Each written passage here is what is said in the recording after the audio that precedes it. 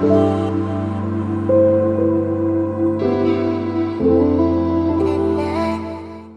familia, gracias por acompañarnos en este estudio de la Biblia en su contexto. Recuerden que estamos estudiando el libro de Éxodo y hoy nos toca cubrir la porción que va de Éxodo capítulo 30, versículo 11, a Éxodo capítulo 34, versículo 35. Familia, recuerden que el tema de estudio de esta porción de este ciclo que estamos llevando de estudio es el contexto y los mandamientos.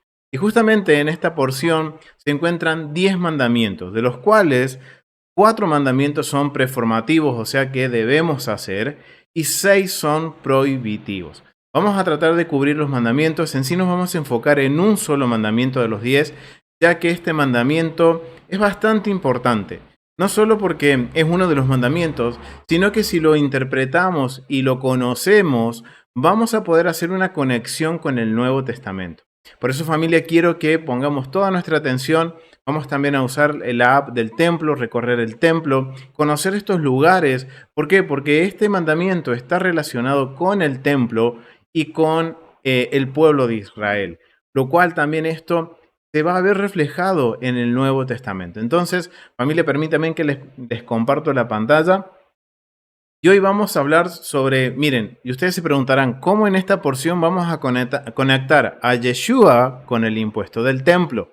Bien, familia, vamos a hablar sobre esto. Primero vamos a conocer el mandamiento para después hacer las conexiones correspondientes y ver cómo esto aplica y cómo nos ayuda, familia.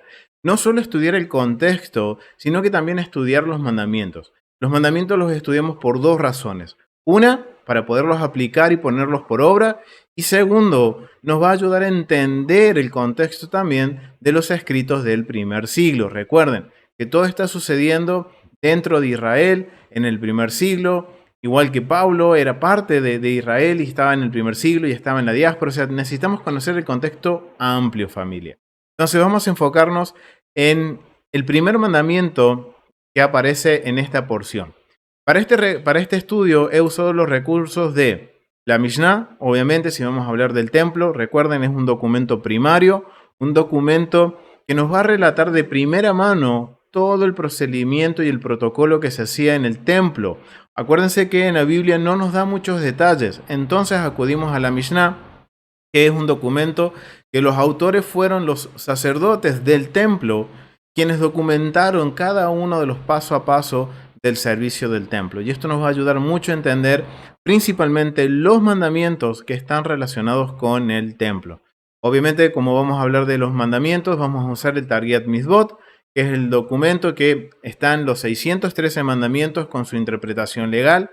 Como vamos a hablar del templo también, Midiendo el Patrón, volumen 1, de Joseph Good, el maestro de nuestro hermano y maestro Rico Cortés, que ha hecho este estudios sobre el templo, sus dimensiones y la función del templo.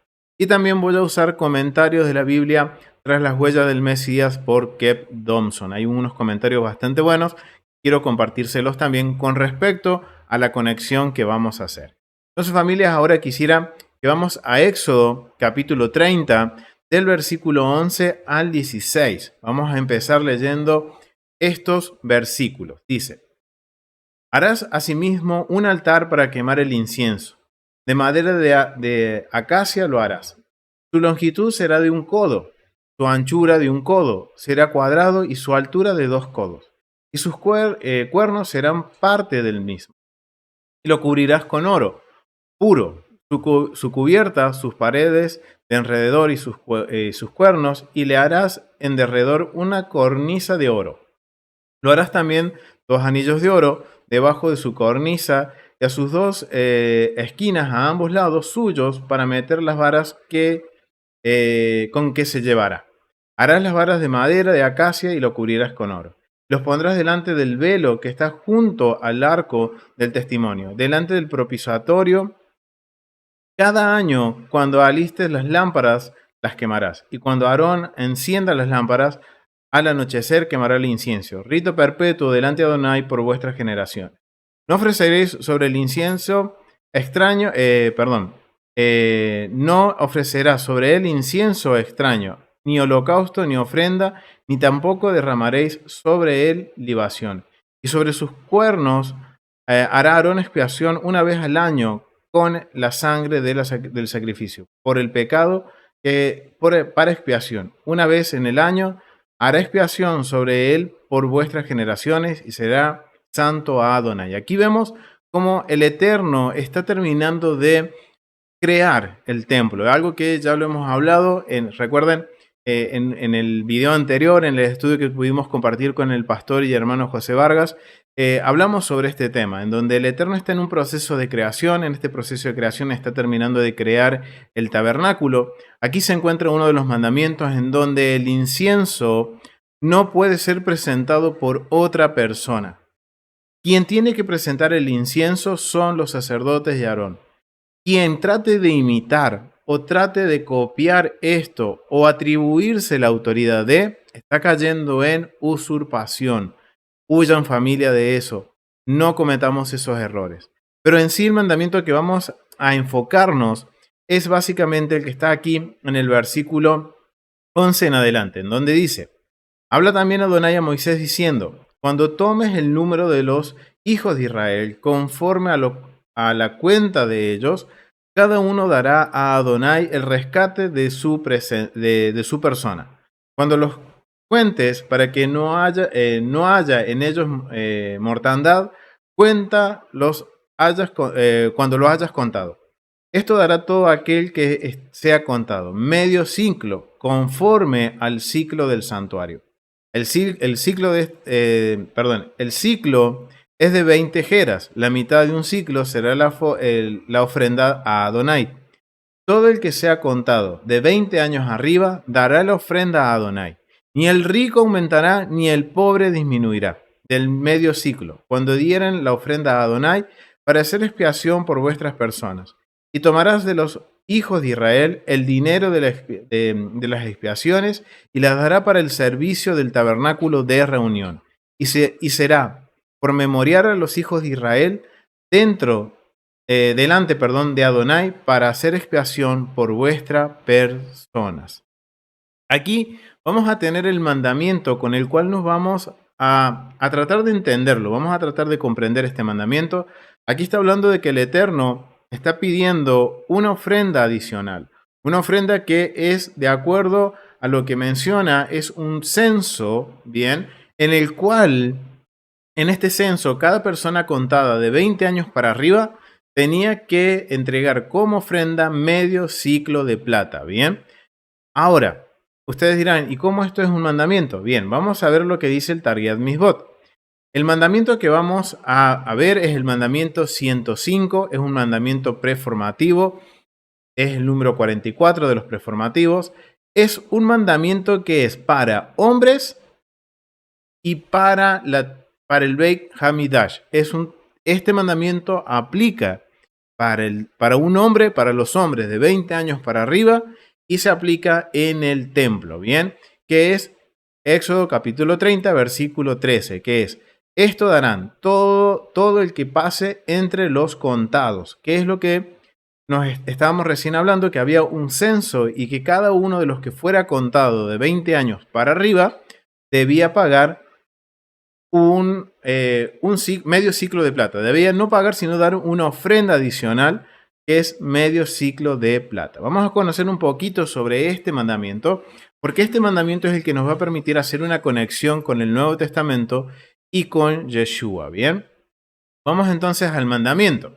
¿Cuál es la esencia del mandamiento? Es un mitzvot, es un mandamiento para todo varón judío o israelita de 20 años en adelante, ya sea rico o pobre. Bien, y esto es algo que lo está aclarando cuando nosotros lo leemos aquí en Éxodo. Vamos a ver qué dice en el versículo 15: ni el rico aumentará, ni el pobre disminuirá. O sea que para rico y pobre, ya sea el más pobre del pueblo como el más rico, que puede ser el rey, debía de pagar medio ciclo de plata por persona si tenía 20 años para arriba. Bien, entonces, este es un mandamiento que aplica para todo el pueblo y para todo es igual. Y esto nos está enseñando también la equidad del reino, la equidad del reino del Eterno, que para todos son iguales. para todos, o sea, somos todos delante, ricos y pobres, somos todos iguales delante del Eterno. Entonces, a todos se les pide esta ofrenda adicional con un propósito. ¿Cuál es el propósito? Éxodo nos menciona que es para qué, para el servicio del tabernáculo de reunión. Este dinero no iba directamente a los sacerdotes, no era para el mantenimiento de los sacerdotes ni de los levitas. Por eso el Eterno después instituye lo que son los diezmos y las ofrendas, que eso quedaba en manos de los sacerdotes y de los levitas.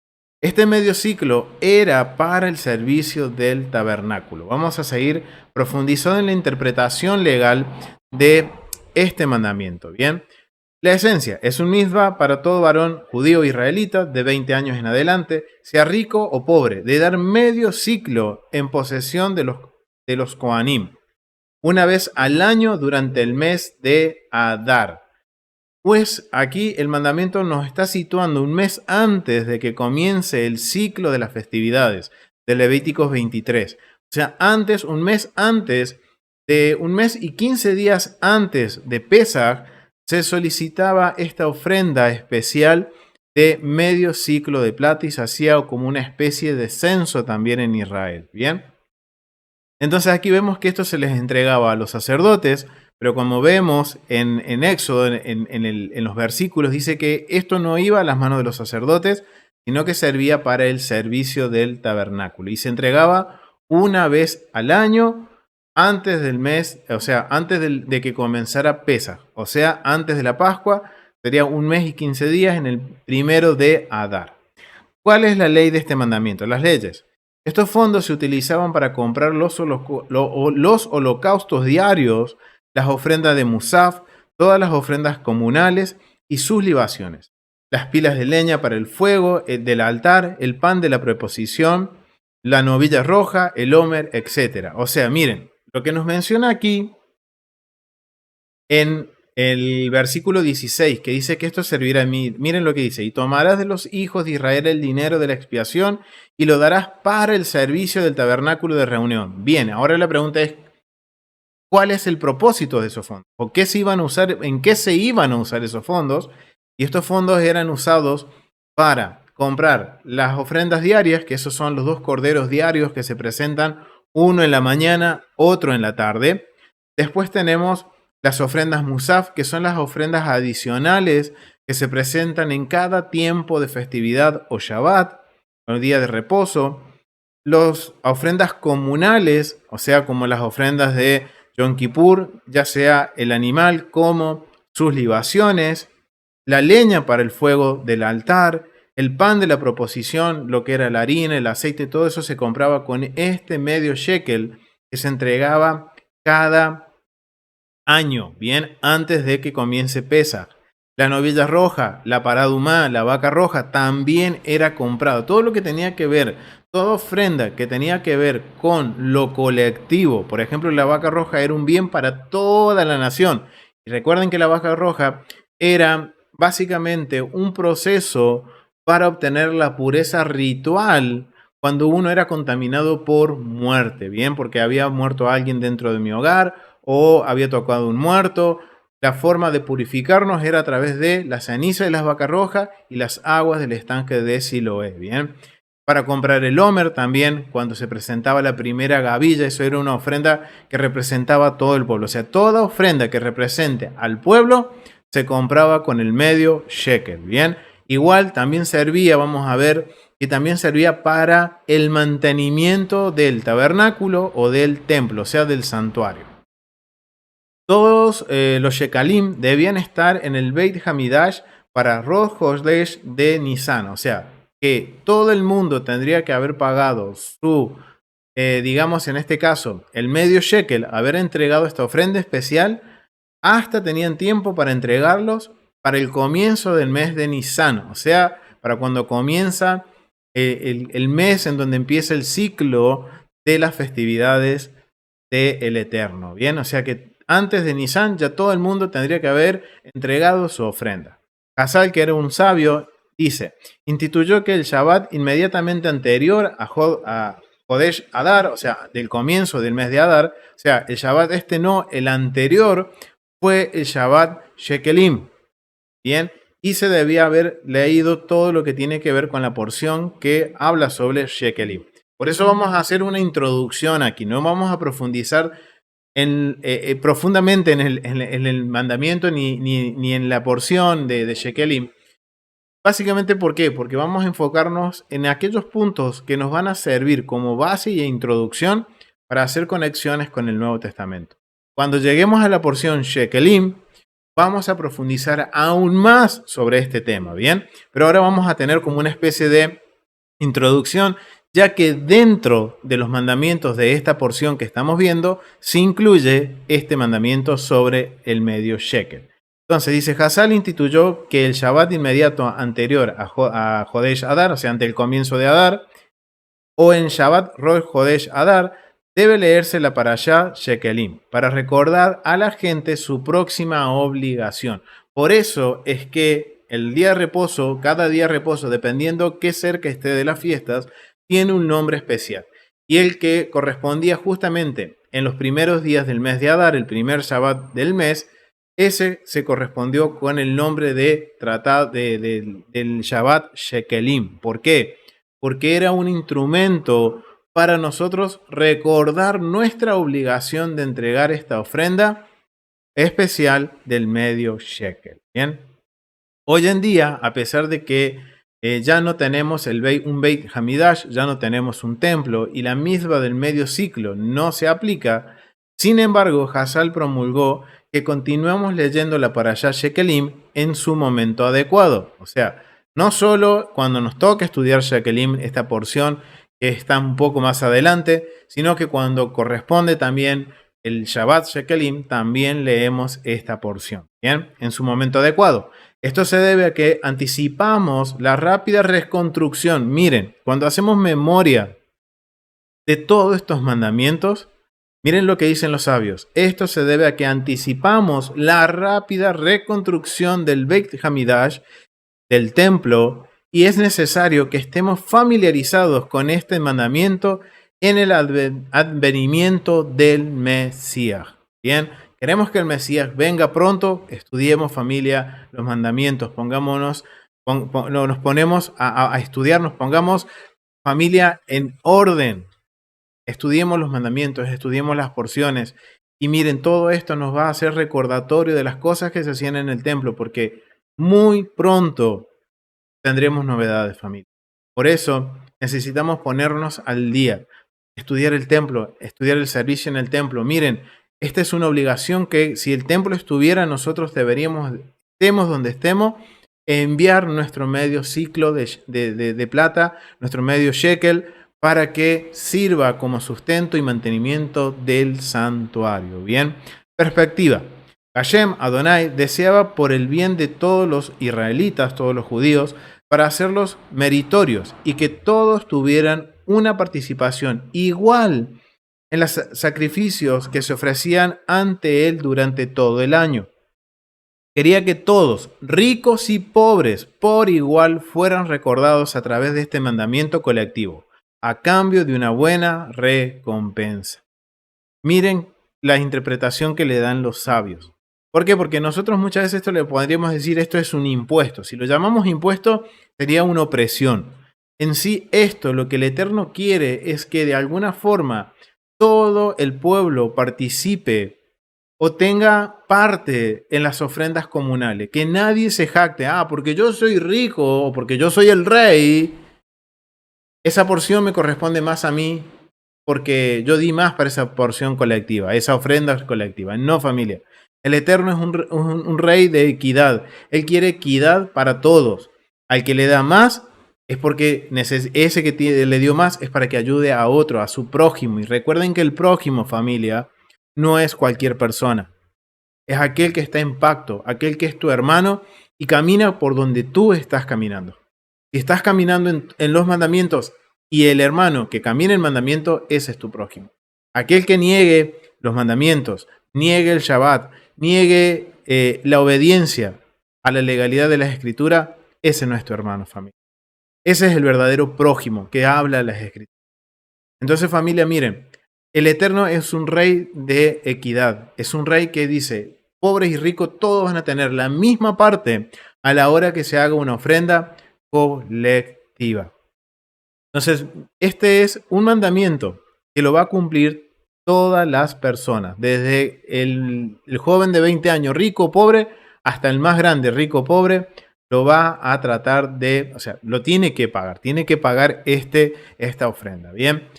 Pero acá, como vemos los sabios, está relacionado con la porción shekelim. Y cuando nosotros vamos a la Mishnah, vemos que lo que estábamos leyendo en Éxodo capítulo 30, versículo 11 al 16, no nos da mucha información.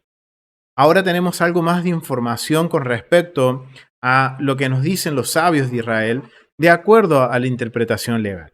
Pero en la Mishnah se encuentra el tratado Shekelim, un tratado exclusivamente para esta ofrenda adicional. Bien, vamos a leer lo que nos dice el tratado Shekelim.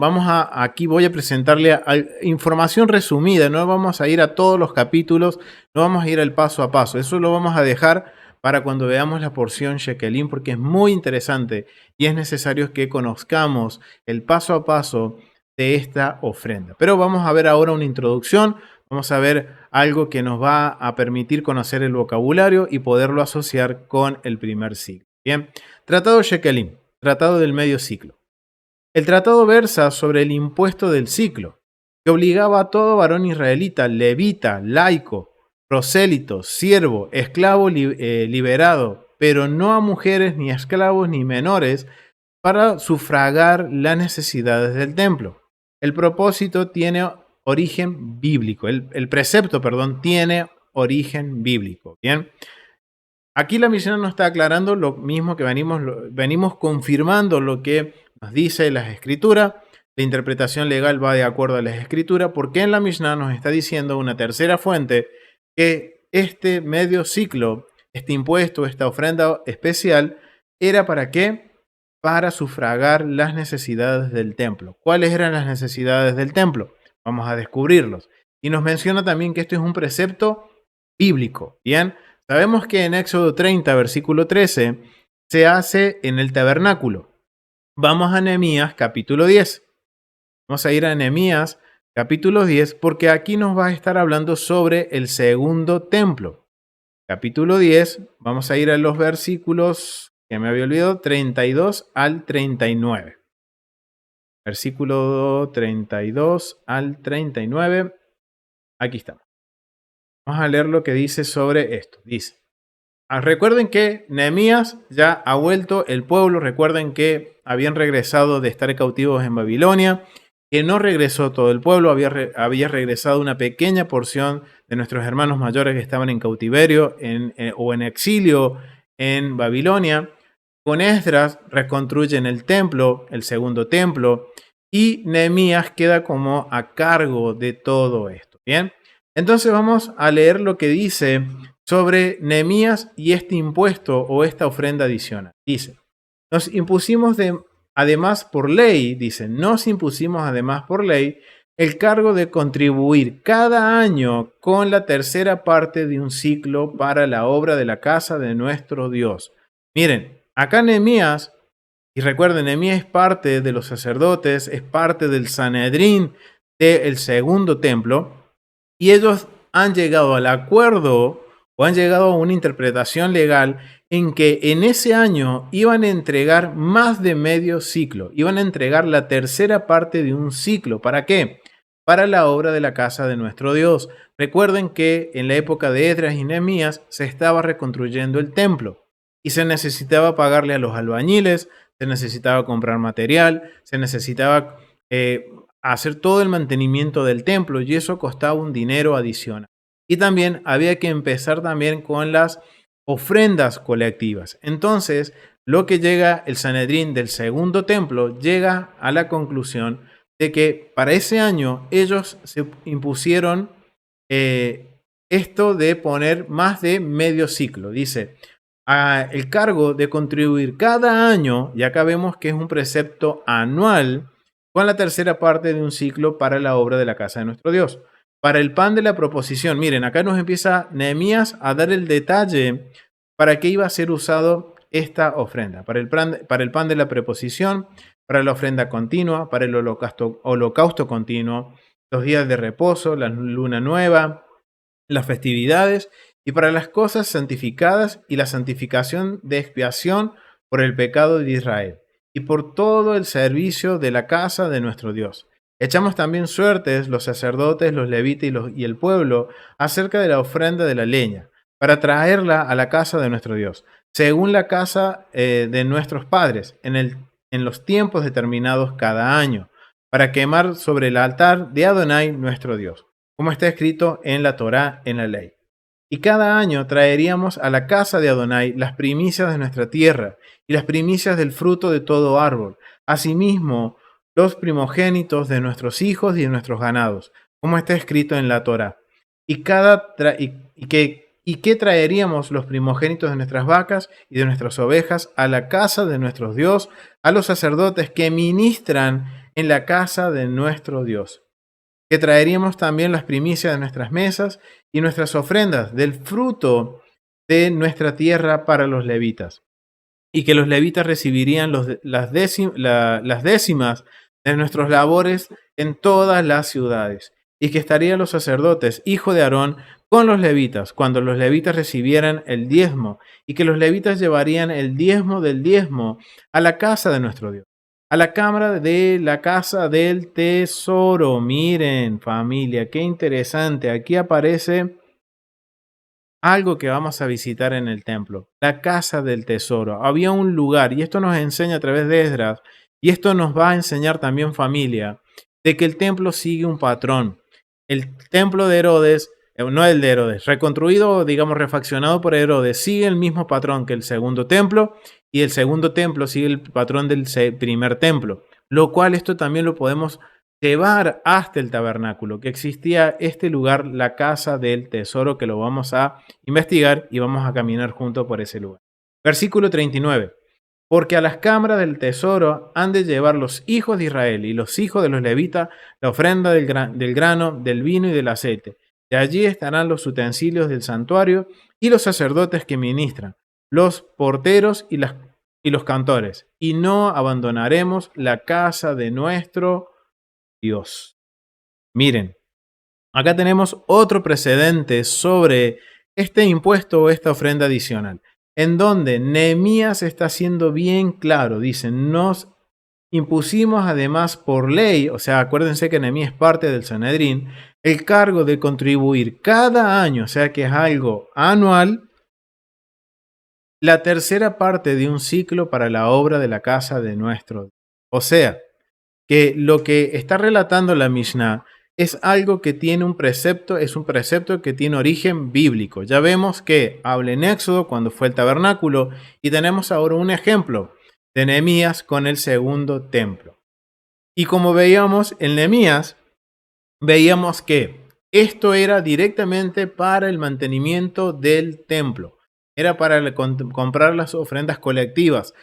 Esto no era para los sacerdotes. Después, por eso leímos hasta el versículo 39, en donde vemos cuál era la porción que le tocaba a los sacerdotes y a los levitas, que de esa misma parte ellos tenían que entregar parte al templo, una décima parte de lo que ellos recibían al templo. Bien, entonces, ahora vemos que esto servía para el mantenimiento del templo, y lo estamos validando, no solo con la Mishnah, no solo con la interpretación legal, sino también con las escrituras, y de la mano de Nehemías, un sacerdote que estuvo a cargo de la reconstrucción del templo en el segundo periodo. Bien, los sacerdotes y los levitas, al estar excluidos de pasar por el censo o alistamiento, no estarían obligados a pagar el tributo.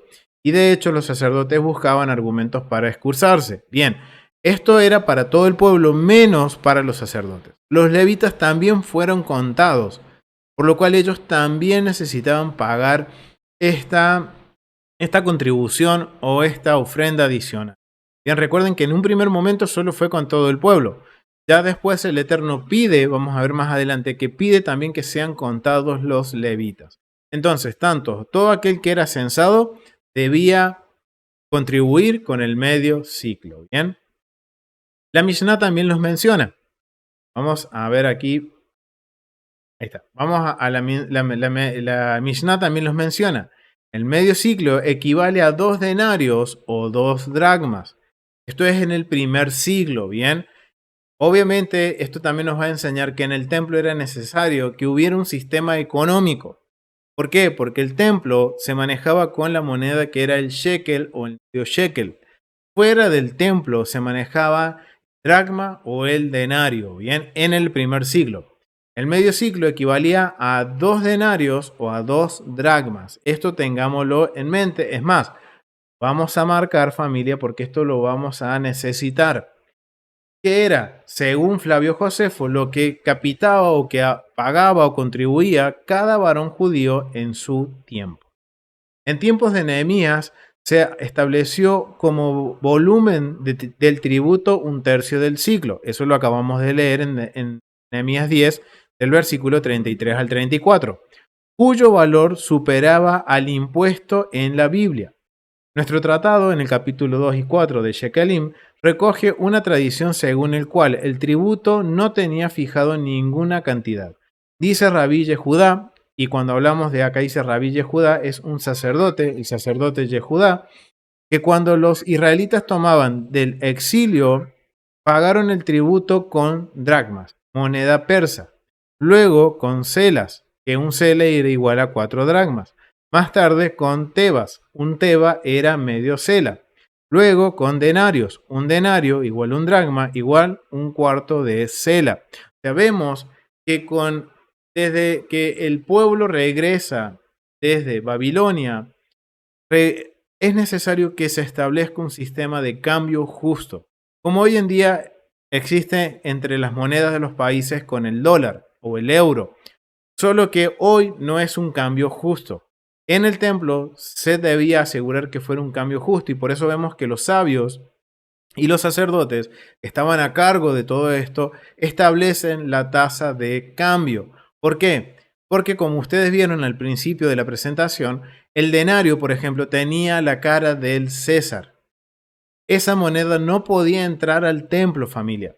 ¿Por qué no podía entrar al templo? Porque no, eso era como idolatría al César. Y que eso entrara al templo era profanar el templo. Por eso existían cambistas que cambiaban los denarios por la moneda del templo y eso era entregado en el templo. Una moneda que era apta, kosher, apartada para entregar en el templo. Bien, entonces ahí tenemos otro precedente de cómo funciona esto del shekel. Bien, entonces dice Rabí Yehudá, nos enseña de que existía una tasa de cambio en el primer ciclo a la hora de calcular o entregar el medio ciclo. Bien, seguimos con lo que nos dice la Mishnah. La recaudación del tributo se hacía en el mes de Adar, lo que recién leíamos en el Targuyat Mizbot, al último del año litúrgico, o sea, el último mes del año litúrgico se entregaba el medio ciclo, ya que en el siguiente mes de Nisan, todas las adquisiciones para las necesidades cultuales del templo había que hacerlos con el nuevo dinero recolectado. La remesa de dinero al templo se verificaba en 3 épocas. El proveniente de Palestina, recuerden, esto es tomado de la Mishnah Carlos del Valle, fue traducida en un lenguaje, un castellano antiguo, en donde no se conocía Israel, sino que se conocía como Palestina, o sea que el proveniente de Israel se entregaba antes del 1 de Nisan. El de los países circunvecinos, o sea, recuerden que Israel, todos los que vivían dentro del perímetro de Israel, todos los que vivían dentro de Israel, tenían que cumplir este precepto desde el 1 de Adar hasta el 1 de Nisan. Ese era el periodo de todos aquellos que vivían en la tierra de Israel. Aquellos que vivían fuera de la tierra de Israel, aquellos que vivían en los países que estaban alrededor. Esto pasaba mucho en el primer siglo.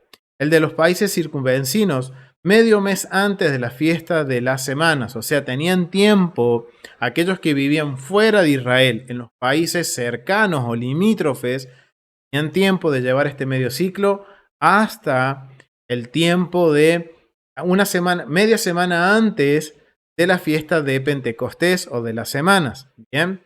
Y medio mes antes de la fiesta de los tabernáculos, o sea, podían los que vivían lejos, fuera de Israel, no había excusa que no pudieran contribuir. Por eso es que yo les decía, familia, que esto es necesario que aprendamos, que hagamos memoria de todo esto y que conozcamos el procedimiento de cómo se hace. ¿Por qué? Porque si hoy estuviera el templo funcionando, hoy nosotros, y hoy yo estoy en Argentina, desde Argentina yo tendría que llevar o enviar mi medio ciclo.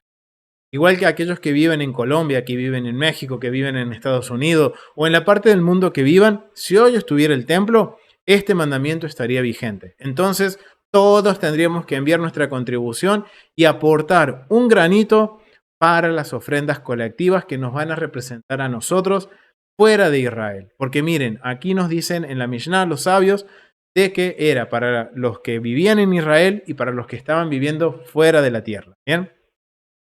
Medio ciclo y era para la fiesta de tabernáculo. Bien, también nos menciona, el dinero recolectado se usaba para hacer frente a las necesidades cultuales del templo, o sea, las necesidades para hacer el culto en el templo, de orden público o comunitario.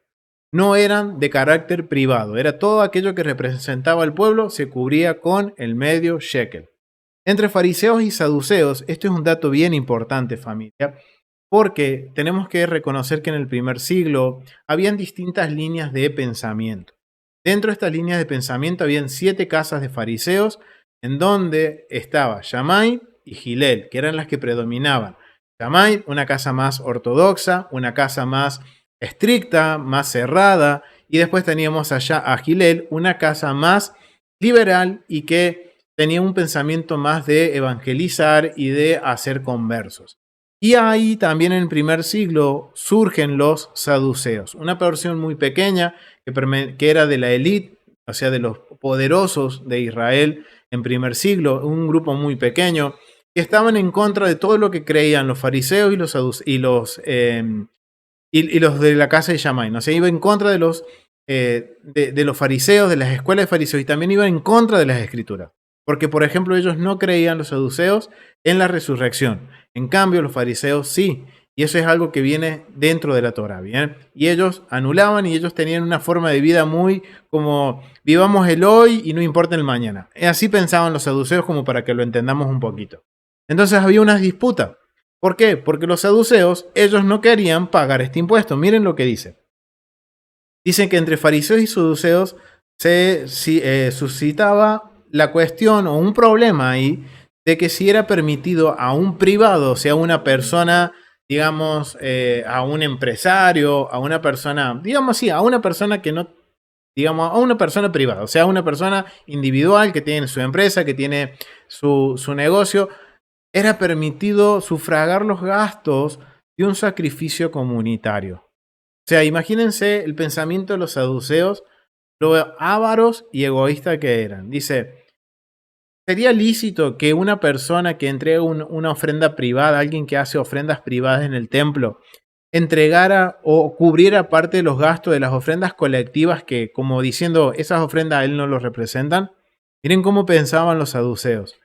Y miren lo que dicen. Según los fariseos, todos los sacrificios públicos debían correr a cuenta de la partida de los ciclos. ¿Y qué dice lo que leímos en Éxodo capítulo 30?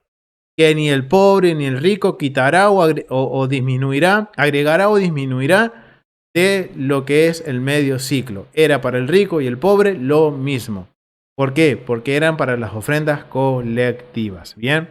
La obligación de santificar el ciclo cesó con la destrucción del templo, ya que estaba en función de las necesidades cultuales. O sea, al no haber templo ya no era necesario, porque no había un templo para hacerle mantenimiento, ni tampoco se podían hacer las ofrendas, digamos las ofrendas colectivas, ¿bien? O que representaban al pueblo. Por eso hoy en día no se hace, pero hacemos memoria de lo que representaba este medio shekel. Es más, nuestros hermanos mayores hacen algo adicional, no solo recordar esto del medio shekel, sino que aquellos que son parte de una sinagoga, ellos hacen una contribución anual en memoria del medio shekel. Y es cómo se mantienen las sinagogas, cómo se hace el mantenimiento y es la forma en la que sostienen. Esto lo hacen en memoria del medio shekel. Ellos pagan una contribución anual también, siguiendo el mismo patrón, mayores de 20 en adelante pagan una contribución anual o lo paga en nombre de una familia. ¿Para qué? Para que haya el sustento para mantener las sinagogas. Bien, pero obviamente es algo que ellos hacen como un memorial. Y eso los hace que ellos estén entrenados. ¿Para qué? Para que cuando suceda y esté en el templo, ellos puedan hacerlo y que en su corazón no haya peros ni pretextos. Entonces, esto es por eso es que nosotros estudiamos el mandamiento. ¿Para qué? Para que podamos nosotros ir ensayando, mínimamente conocer el paso a paso cuando nos digan hay que enviar el medio shekel. Los dos primeros capítulos del tratado se ocupan de la recogida del impuesto, los dos siguientes de su empleo, el quinto de la administración del templo, el sexto de las 13 puertas, mesas y cestas del templo. Miren esto, bien interesante, y esto lo vamos a descubrir, familia. Vamos a descubrirlo a eso, ¿bien? Dice, y los dos últimos del problema de cuando un objeto encontrado se ha de considerar puro o impuro, santo o profano. Bien, esto es un resumen de todo lo que va a hablar los capítulos del tratado Shekelim. No nos vamos a enfocar en todos porque vamos a dejar parte para estudiarlo en la porción y vamos a enfocarnos en aquellos que tienen una relación con el templo y que nos vayan a ayudar a entender acontecimientos del Nuevo Testamento o de los escritos del primer. Bien. Entonces, vamos a ir al capítulo número 1 del Tratado Shekelim. El Tratado Shekelim 1.1 nos menciona lo siguiente.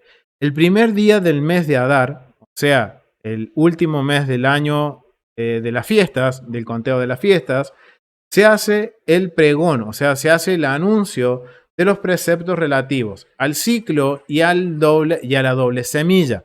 El ciclo es el que estamos estudiando y la doble semilla, hay otro tratado que habla de esto, que habla sobre que también se le recordaba al pueblo de que no tenía que hacer mezclas de semillas, que no podía hacer esta mezcla de semillas, y hay un tratado exclusivamente de eso, ¿bien?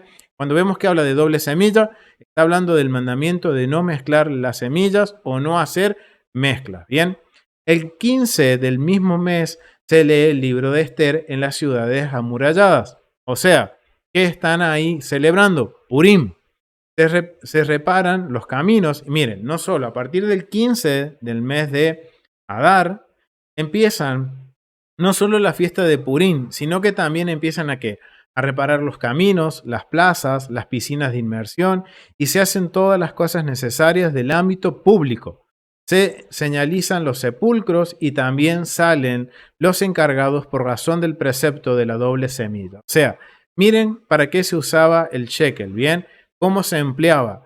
Era a partir del primero de Adar se empezaba a recolectar y con lo que se iba recolectando se iba ¿qué? Haciendo mejoras, mantenimiento en los caminos, en las plazas, en las piscinas.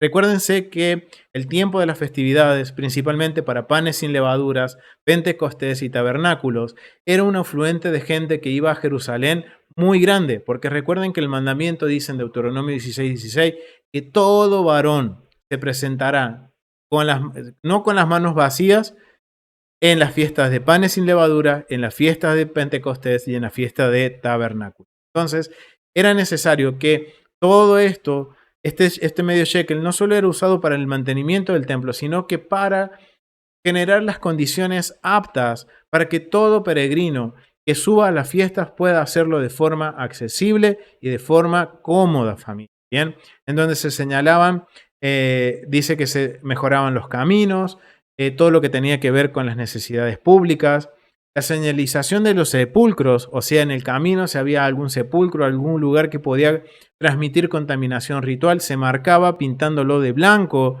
Y esto nos tiene que hacer familia conexión con Yeshua cuando dice sepulcros blanqueados, está haciendo referencia a esto.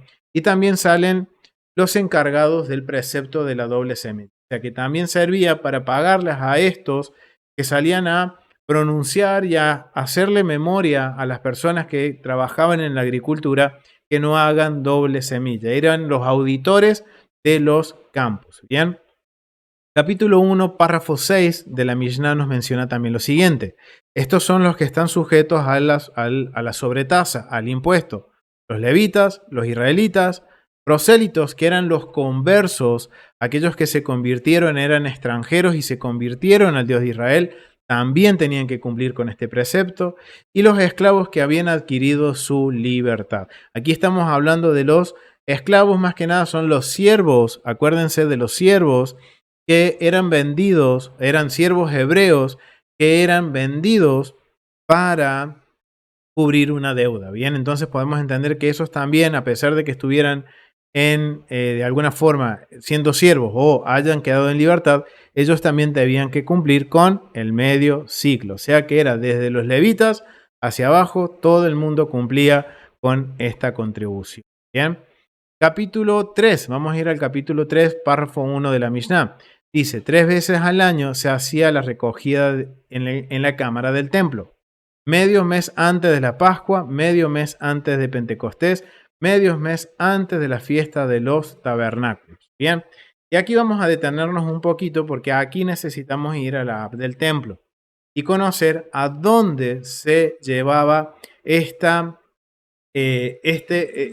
ofrenda, dónde se recolectaba, ¿bien? ¿Dónde se juntaba? Es más, vamos a ver más adelante cuando veamos el Tratado de Shekalim, todo el proceso que llevaba para recolectar este medio ciclo fuera de Israel, en donde había personas encargadas de traerlo a Jerusalén y lo tenían que llevar a este sector. Bien, vamos al app del templo. Nos encontramos en este momento en lo que es el atrio de las mujeres. Vamos a entrar por la puerta Nicanor, que es la puerta equivalente a la del este, del tabernáculo, y nos encontramos con el templo. Bien, este es el Azará. Ese es el patio o los atrios internos en donde estaban los príncipes de Israel, los levitas y los sacerdotes a la hora de hacer las ofrendas. Bien, dentro de este lugar, de este atrio interno, hay 4 edificaciones. Hay 2 hacia nuestra derecha, que vendría a ser el sector norte del tabernáculo, del templo, y 2 hacia el sector sur, a nuestra izquierda. Bien, vamos a dirigirnos hacia el sur y precisamente nos vamos a ir hacia el sur oeste, hacia la cámara que queda allá al fondo. Miren qué enorme era el templo. Este lugar por donde estamos caminando solamente podían caminar aquellos que pertenecían a los sacerdotes. ¿Por qué? Porque este ya es un lugar santo. Bien, vamos a llegar hasta esta cámara que está justamente aquí, en el sector noroeste, que es la casa del tesoro o Beit Ha-Otrot. Recuerden que este es el nombre también que lo menciona en Nehemías. Vamos a entrar. Y en este lugar, en esta cámara, era en donde se acopiaba lo que era el medio ciclo. Aquí funcionaban las oficinas administrativas del templo. Bien, aquí no solo eran las oficinas administrativas, sino que también se encontraba aquí el almacenaje o la cámara del Líbano, que era en donde se guardaban las maderas más finas para presentar la ofrenda en el altar, para prender los fuegos en el altar. También se encontraba no solo la cámara de la madera o del Líbano, esto nos tiene que hacer memoria con el Salmo 92, también se encontraba un lugar donde se almacenaban los utensilios y también las armas de lo que era la guardia del templo. Bien, y acá también guardaban los utensilios. Bien, y también habían una cámara, vamos a salir aquí, esta parte, aquí, en esta parte del edificio, solamente podían entrar sacerdotes. Al cruzar la puerta, vamos a ver que hay un marcador en la puerta, que es un marcador que se llama, no me acuerdo el nombre en hebreo, sino que es un marcador de santidad, en donde marcaba un punto en que a partir de aquí, si yo cruzo esta puerta, estoy descendiendo de nivel de santidad. Y aquí podía entrar cualquier persona, sacerdote, levita o persona de Israel que esté en convenio. Y aquí era en donde se almacenaba el shekel, en esa bóveda que estamos viendo ahí. Y no solo hay en eso, sino que también dentro de este lugar existía una cámara que se llamaba la Cámara de los Secretos. Es esta cámara que está aquí. ¿Bien? Esta cámara era en donde había una cámara de los utensilios y una cámara de los secretos. La cámara de los secretos es esa que está ahí del otro lado. Bien, ahí todas las personas podían traer una ofrenda voluntaria de un utensilio. y lo dejaban en ese lugar. Bien. Pero ¿por qué se llama cámara del secreto? Básicamente porque había una opción de que si una persona era una persona de honor, respetable, de Israel, una persona que estaba en convenio en Israel y estaba pasando una mala situación económica, podía acceder a hablar con los tesoreros del templo y pedirles si podía retirar algo de la Cámara de los Secretos, de esas donaciones voluntarias. Y se le permitía siempre y cuando sacara lo que necesitaba. No podía sacar más de lo que necesitaba. Por ejemplo, si yo necesitaba 10 denarios, iba a ir y sacar de la Cámara de los Secretos 10 denarios. Eso era porque yo era honorable. Por eso que esto muestra el honor y la vergüenza. Y esto nos enseña un poquito y lo podemos hacer conexión con honor y vergüenza, de la importancia de tener honor. Porque si yo tenía honor, sea que fuera una persona rica y estoy pasando una mala racha, o soy una persona pobre, pero soy honorable y porque necesito sustento para mi hogar, un dinero, necesito una ayuda, yo me acercaba al templo, hablaba con los sacerdotes y ellos me permitían tomar lo que yo necesitaba, y esto ya es algo entre el eterno y la persona, de tomar lo justo y lo necesario para mantener su honor. Y esto nos muestra la equidad del reino. Acá no podía entrar ninguno a hacerse, como decimos en Argentina, el vivo o hacerse el vivo o el tratar de sacar ventaja o provecho de la situación. ¿Por qué? Porque había un control y aparte esas personas eran conocidas. Si yo soy honorable, era una persona conocida. Entonces, vemos que la función de la Cámara del Tesoro era básicamente no solo administrar el templo, sino que también ayudar al pueblo siempre y cuando fuera una persona honorable. Bien, entonces ya conocemos, ahora cuando nosotros salimos por aquí, vamos a salir y vamos a salir hacia el Sorej, el atrio de los gentiles. Por eso es que es un área común. Por eso ahí en esa área de la tesorería podía entrar cualquier persona, siempre y cuando cumpliera con los requisitos para cruzar por el Sorej. Bien. Entonces, ahí ya conocimos una cámara dentro del templo. Conocimos la tesorería, en donde se acopiaba el ciclo, en donde se guardaba, en donde se administraba el templo. Esto también nos enseña que el templo era como una gran ciudad que necesitaba una administración, en donde había sacerdotes y levitas encargados de eso, al igual que ahí se encontraba la comisaría del templo, o sea, el lugar donde estaban el cuartel de la guardia del templo. Bien, entonces ahí ya descubrimos dónde era el tratado, donde dice el capítulo 3, párrafo 1, en donde se ubicaba esa cámara en el templo, que también la habla Nehemías capítulo 10. Chequelin capítulo 6, 5. Y esto es bien interesante porque aquí tenemos una conexión con el Nuevo Testamento. En el templo había 13 cajas y estaban escritos en ellas ciclos nuevos, ciclos viejos, sacrificio de aves, pichones para el holocausto, leña e incienso, oro para el propiciatorio, 6 para los sacrificios voluntarios.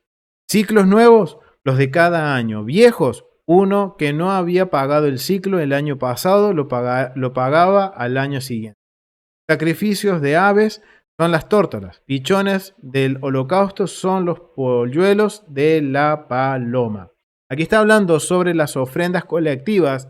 Y cuando está hablando de pichones y palomas, son las ofrendas de las personas que no tenían para llevar, por ejemplo, un holocausto de un becerro, o de una cabrita, o de una oveja, sino que podían acudir y pedir la ayuda y que les entregaran un pichón. Por eso es que existía esta ofrenda también. Eso lo vamos a ver en Levítico, ahora que estamos entrando muy próximamente, en el sistema de ofrenda. Vamos a estudiar el sistema de ofrenda, ofrenda por ofrenda, familia. Bien, que no se preocupen, sino que ahora vemos que el shekel cubría las ofrendas colectivas, también servía para cubrir las ofrendas de aquellos que eran necesitados y pobres, que no tenían la forma de poder adquirir un animal, lo podían hacer de esta forma.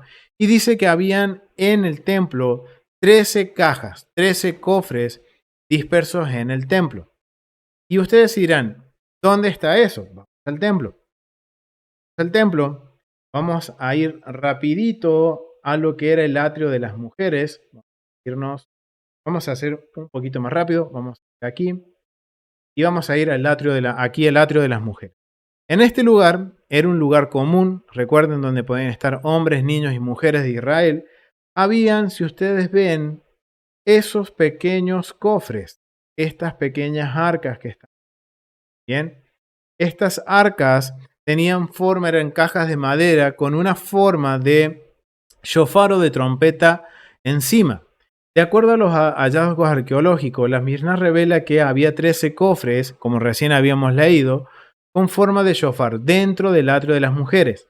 Los cofres eran hechos en la parte inferior, eran estrechos en la parte inferior, pero eran hechos en la parte inferior eran estrechos, en la parte superior para que no se pudiera remover nada de ellos. O sea, ¿qué nos menciona de acuerdo a la arqueología? Que estos tenían una forma, estaban construidos de una forma en que nadie podía sacar nada de ahí. Solo se podía colocar la ofrenda aquí voluntaria. Y había de estos 13 cofres que están alrededor de todo el atrio, 2 que eran para recolectar el shekel, aquellos que lo podían llevar al templo, ya sea el nuevo o si lo habían quedado debiendo del año anterior, y para otros tipos de ofrendas como nos menciona, y de que de esos 13 también habían 7 que servían para recolectar ofrendas voluntarias. Bien, esto nos permite marcar un precedente de que en el templo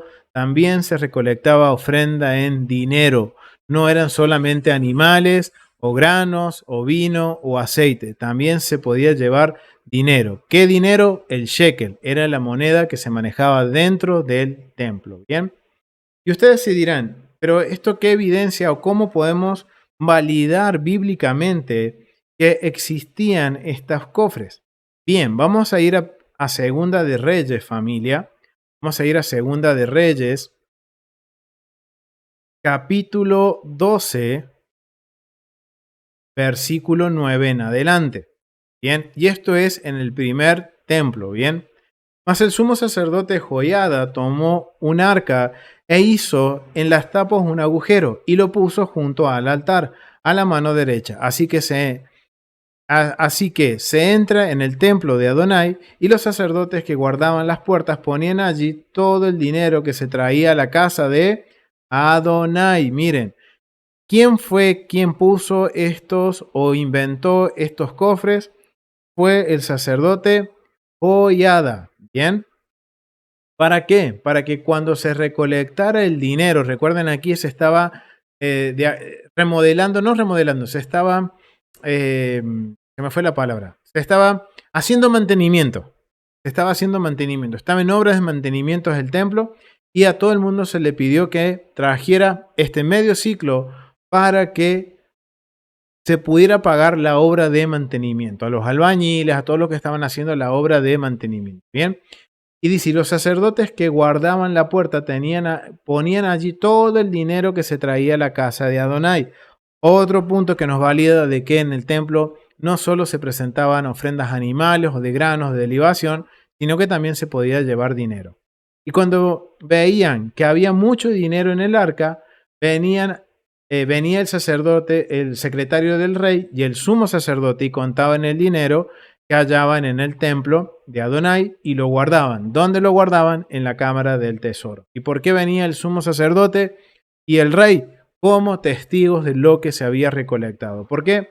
Porque dice, y daban del dinero suficiente a los que hacían la obra. O sea, recuerden, se estaba remodelando, se estaba haciendo mantenimiento en el templo. Y a los que tenían a su cargo la casa de Adonai. Y ellos los gastaban en pagar a los carpinteros, a los maestros que reparaban la casa de Adonai, y a los albañiles y canteros, y en comprar la madera y piedra de cantería para reparar las grietas de las casas de Adonai, y en todo lo que se gastaba en la casa para repararla. Miren para qué se usaba. Acá tenemos otra evidencia para qué se usaba el medio ciclo, para el mantenimiento y reparación del santuario, del templo. Más de aquel dinero que se traía a la casa de Adonai, no se hacía tazas de plata, ni despabiladeros, ni cofainas, ni trompetas, ni ningún otro utensilio de oro ni de plata. Se hacía para el templo de Adonai. porque lo daban a los que hacían la obra y con él reparaban la casa de Adonai. Y no se tomaba cuenta a los hombres en cuyas manos el dinero era entregado, para que ellos los diesen a los que hacían la obra, porque lo hacían ellos fielmente. Miren cómo en el templo existía un sistema y que se controlaba, pero también se confiaba en las personas. Y esto nos demuestra el temor que tenemos que tener a la hora de hacer negocios, de manejarnos, porque el Eterno está en todo esto. Y esto es lo que tenían en cuenta tanto los que trabajaban en el tabernáculo, como nos menciona, el cantero, el que vendía la piedra, el que vendía la madera, el que hacía las refacciones, el carpintero, el albañil, todos sabían que esto era una obra para el Eterno y que ellos tenían que cobrar un precio justo.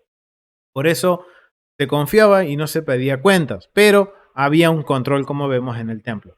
El dinero por el pecado y el dinero para la culpa no se llevaba a la casa de Adonai, porque era de los sacerdotes, y eso está hablando sobre las ofrendas de holocaustos y de paz. Bien, entonces aquí tenemos un precedente de que estas arquitas de madera existían ya desde el primer templo, y fue porque era necesario recolectar el dinero para las refacciones y mantenimiento del templo. Bien, y ahora ustedes se preguntarán, recién mi hermano dijiste que esto tiene relación con los escritos del primer siglo. Sí, familia, con Yeshua.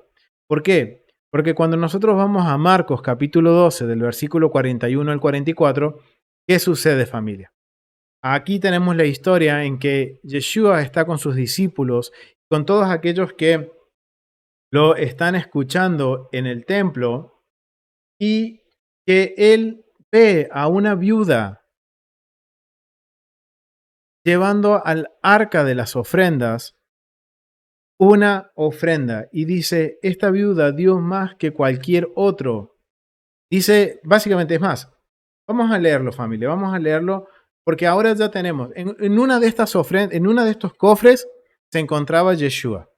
Él se encontraba con todos sus discípulos, con las personas que estaban escuchándolo en el templo, y estaba enfrente de uno de estos cofres. Bien, vamos a ir a Marcos capítulo 12 y vamos a leer lo que sucede, para que tengamos una idea y ver cómo ahora tenemos una ayuda visual para podernos poner en contexto tiempo y en contexto geográfico y lugar de lo que están sucediendo los hechos. Dice, Marcos capítulo 12, versículo 44.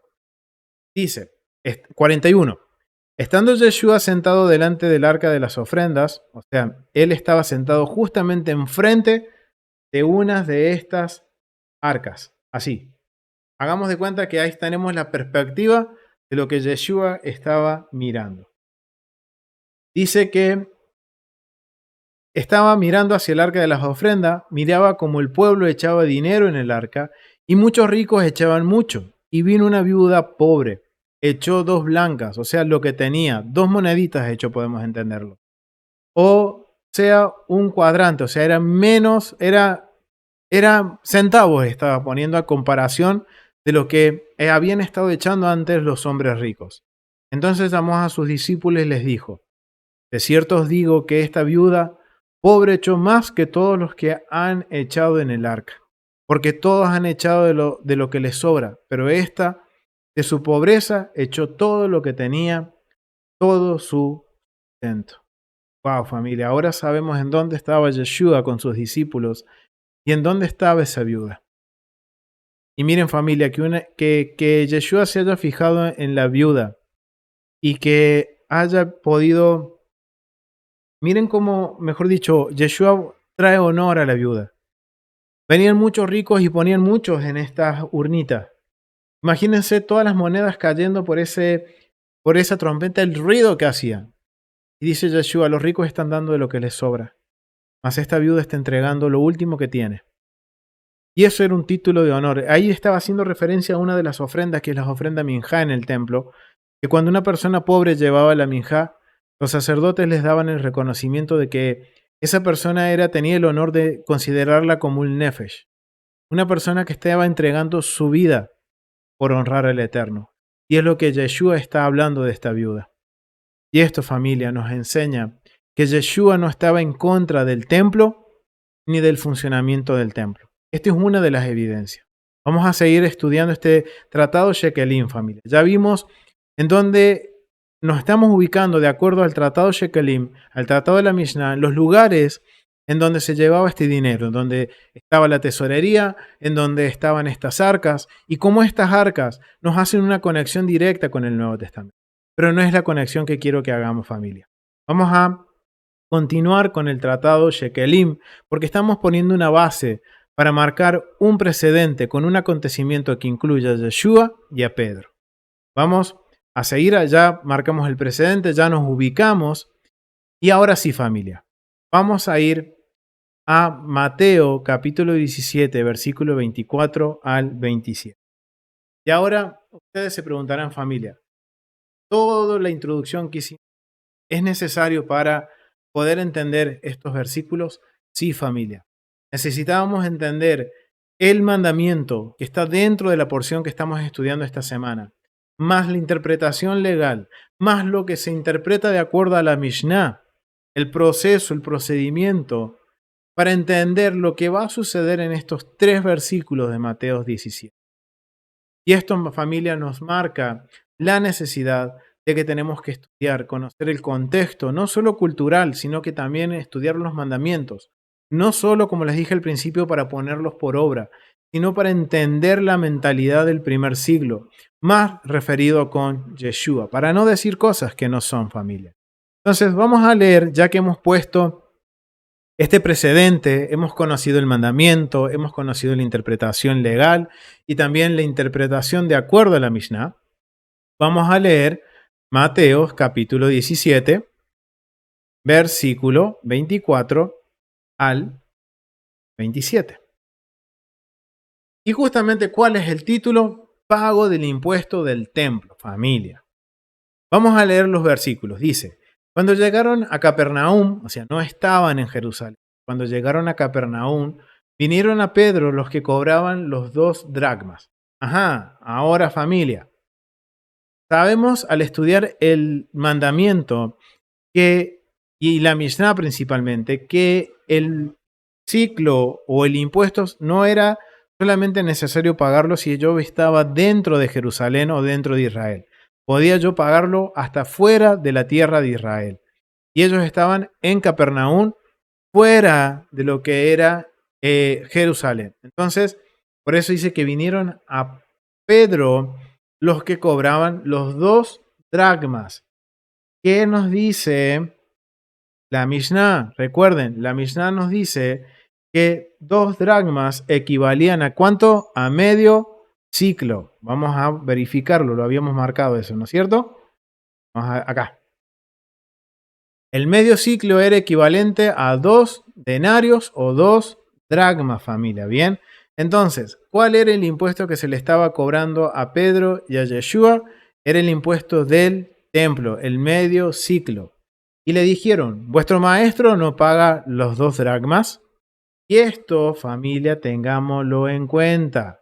Porque recuerden que vimos en la Mishnah de que había distintas posturas de acuerdo si era fariseo, si era saduceo. Y es más, en primer siglo surge una tercera opinión.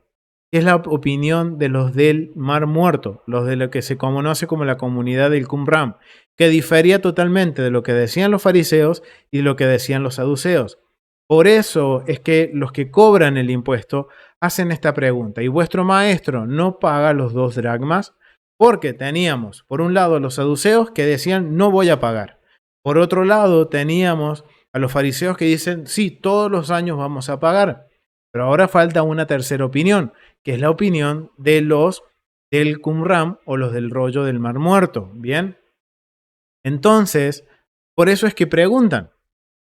Están preguntando, ¿lo va a pagar o no lo va a pagar? ¿Cuál es el lineamiento de tu maestro? ¿Cuál es el pensamiento de tu maestro?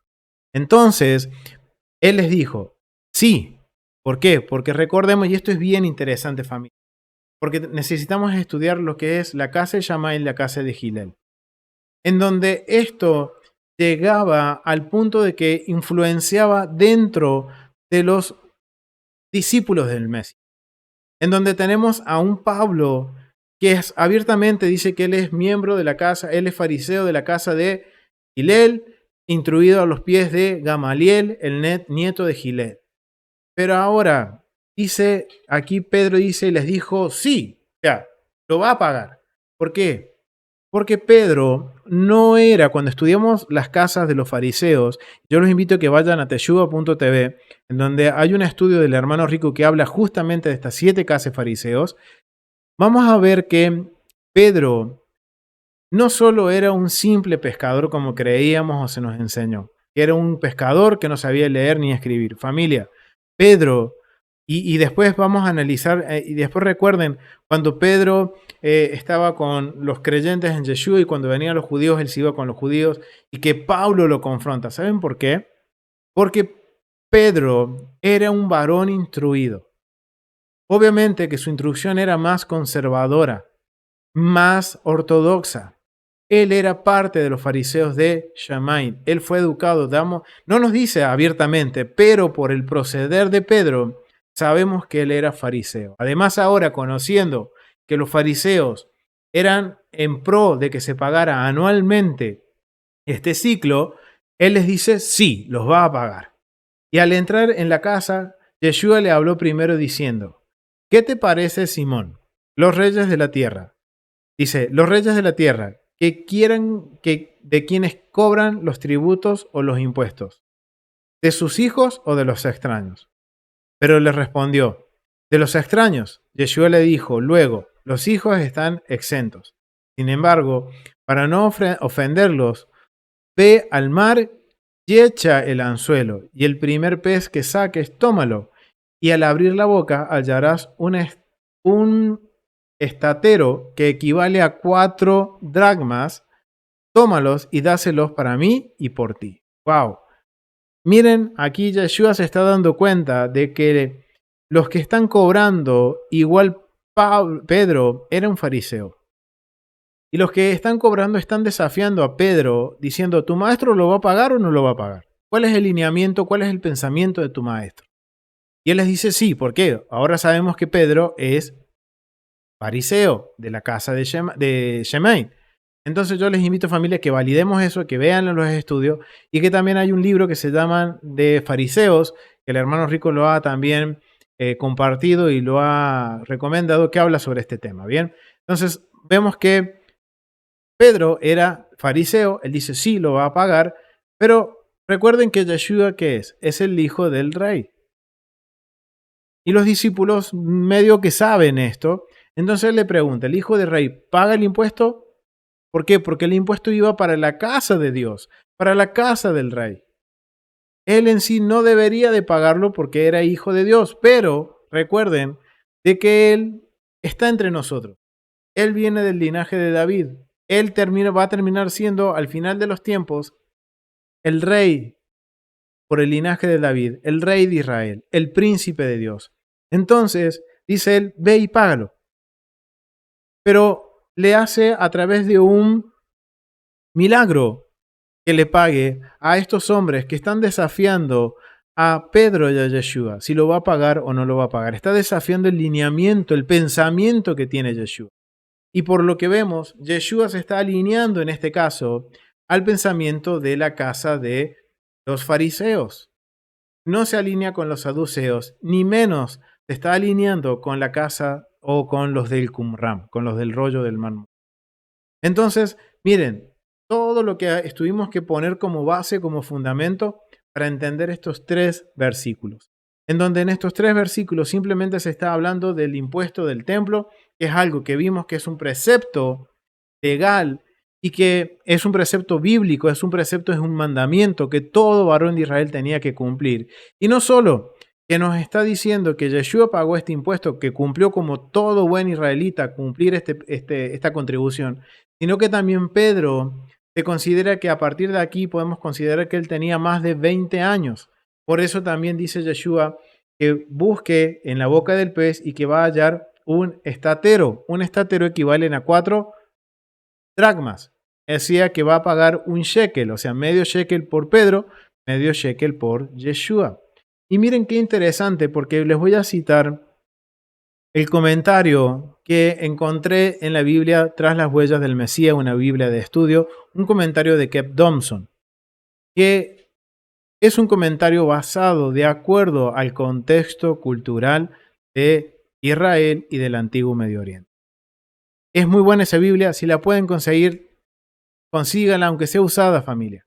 ¿Por qué? Porque sus comentarios no tienen nada que ver con la teología o los dogmas de cierto lineamiento del cristianismo, sino que son comentarios basados en precedentes legales, precedentes históricos y culturales. Bien, y miren lo que llega a la conclusión Kev Thompson, a la cual también llego a la conclusión a lo mismo al entender el mandamiento y cómo funcionaba el tema de la recolección del medio ciclo. En tiempos de Nehemías se estableció un valor de tributo de 1/3 de ciclo. Lo acabamos, perdón, estoy leyendo mal, vamos aquí. Acá está, Mateo 2, 17 al 24 al 27. Y el comentario referente a esto dice, el impuesto del templo. La Torá ordena el pago de este impuesto. Lo vimos en Éxodo capítulo 30 y también en Nehemías capítulo 10. Sin embargo, la comunidad de los rollos del Mar Muerto argumentaba, y aquí vamos a conocer la tercera opinión. Por eso los que estaban cobrando este impuesto desafiaron a Pedro y a Yeshua si lo iban a pagar o no lo iban a pagar. Porque dice, la comunidad de los rollos del Mar Muerto argumentaba que el pago del mismo debía realizarse una sola vez en la vida, frente a la opinión tradicional que debía abonarse anualmente. Miren, acá vemos una tercera opinión.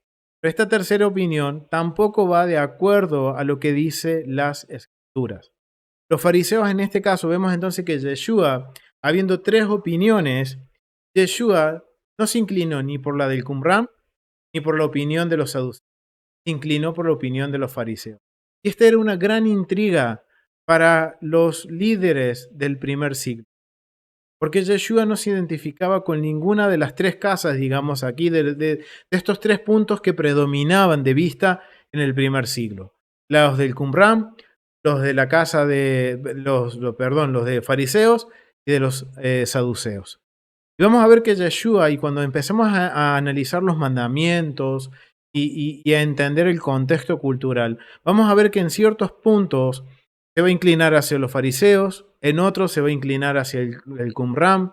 Por ejemplo, cuando habla del divorcio, yo les invito a que vayan y vean el estudio que hablamos sobre el divorcio en el libro de Deuteronomio, que vemos que Yeshua se inclina en ese caso a la opinión o a la interpretación que dan los sabios del Qumran. De que Yeshua, él no se casaba con ninguna opinión, sino que él se inclinaba hacia aquella que favorecía a la obediencia a la Torá, o que se alineaba más a la obediencia del mandamiento, ¿bien? Por eso es que en este caso, los que fueron a cobrar los desafiaron, porque no sabían para qué lado se inclinaba la opinión de Yeshua. Y Yeshua les demuestra que, como dice la Escritura, es un impuesto que se debía pagar anualmente, como lo menciona Nehemías y como lo menciona en Éxodo capítulo 30, cada vez que se hacía el censo, una vez al año antes de las fiestas. Habíamos quedado, dice, del suyo Mar Muerto, que argumentaban que se debía pagar una vez en la vida, frente a la opinión tradicional, que era de los fariseos, y que era asociada a lo que dice Nehemías, que es una vez al año. También llega a nuestros conocimientos que Pedro debía tener al menos 20 años de edad en ese momento, ya que el impuesto solo se aplica a los varones que superaban la misma edad, los 20 o más de 20 años. Esta historia solo aparece en Mateo y constituye otro poderoso, miren, esto constituye otra poderosa evidencia de que a pesar de desafiar las diversas interpretaciones de la ley, el mismo Yeshua obedece la Torah. Familia, acabamos de marcar un precedente. En este proceso de estudiar este mandamiento vemos que 2 veces Yeshua nos demuestra que Él está a favor de guardar la Torah. Tenemos ahora las herramientas y tenemos la información necesaria para demostrar de que a través de las Escrituras, Yeshua nunca estuvo en contra de los mandamientos. Es más, recuerden que él dijo, tierra y cielo pasarán, pero mi palabra no pasará. Y está hablando de la Torá, de los mandamientos. Él no vino a quitarla ni a abrogarla, sino que vino a cumplirla. Y aquí estamos viendo, familia, un ejemplo de cómo él cumplía los mandamientos de la ley. Entonces ahora, familia, si Yeshua lo hizo, ¿por qué no hacerlo nosotros? ¿Por qué no esforzarnos en guardar los mandamientos? Él vino con ese propósito de enseñarnos a guardar el mandamiento, la esencia del mandamiento, de ponerlos por obra y mostrarnos que no son difíciles, que no son una carga pesada. ¿Saben quién hacemos la carga pesada? Somos nosotros, familia. Miren, en las opiniones de los sabios del primer siglo vemos eso. Ellos mismos estaban haciendo esta carga pesada de pagar esta contribución. Porque pensaban en su corazón, pensaban en su bolsillo, o pensaban en que no, yo estoy en desacuerdo con el que está administrando el templo, entonces no le voy a dar nada. Familia, esto era para el templo, esto era para la casa del rey. No era ni para los sacerdotes. La Mishnah y los sabios lo aclaran bien. Esto no es ni para el sacerdote, ni para el levita, ni para el sumo sacerdote. Esto es para ustedes, familia. Para ustedes, dice. Estoy parafraseando. Esto es para el pueblo. Para que ustedes se beneficien. Para que haya siempre una ofrenda continua en nombre de todo Israel. De que podamos mantener la casa de Dios y darle la gloria y el honor y el resplandor que merecía. Pero nosotros, los seres humanos, una vez más, estamos convirtiendo lo que el Eterno dice que es bueno, lo que el Eterno dice, esto es mi corazón, esta es mi voluntad, estamos convirtiendo en carga pesada. Y miren, familia, todo esto de estudiar el contexto y el mandamiento nos enseña de que tenemos que seguir aprendiendo, seguir estudiando, familia. No solo el templo, sino que también los mandamientos.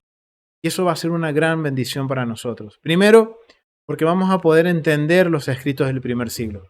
Y segundo, vamos a poder aprender los principios y la esencia de los mandamientos para poderlos poner por obra y corregir nuestro caminar y tener una vida como corresponde delante del Eterno. Llevar una vida de pureza moral, saber lo que es correcto, lo que es incorrecto, de acuerdo a las instrucciones. Y recuerden, familia, todo esto, miren, todo lo que hemos tenido que estudiar y fue una introducción, familia. Imagínense cuanto más empecemos a profundizar, cuánto más vamos a poder aprender de la esencia del mandamiento, como también nos va a ayudar a entender más sobre los escritos del primer siglo. Y quiero dejarlos con esta frase, familia, que seguro la hemos escuchado de nuestro hermano Rico, que proviene de John Walton. La Biblia, recuerden, familia, es para nosotros, pero no fue dirigida a nosotros. Por eso necesitamos estudiar, familia. Por eso necesitamos estudiar el contexto. Por eso necesitamos estudiar el mandamiento. Y obviamente, familia, yo sé que al estudiar el mandamiento muchas veces no nos va a gustar. El mandamiento nos va a confrontar. Pero es necesario, familia, porque es la luz del Eterno. Y si a mí me ilumina la luz, ¿qué va a pasar? Va a quedar mi caos a la vista. Me quedan dos caminos, familia. Organizo mi caos, pongo en orden mi casa o corro a las tinieblas, a la oscuridad a esconder. Esa es la función del mandamiento y por eso este ciclo nos hemos enfocado en los mandamientos. Para aprender, para corregir nuestros caminos y realmente conocer la voluntad y el corazón del Padre. Lo vamos a dejar hasta aquí, familia. Muchísimas gracias por conectarse, muchísimas gracias por participar de este estudio y de poderlo ver.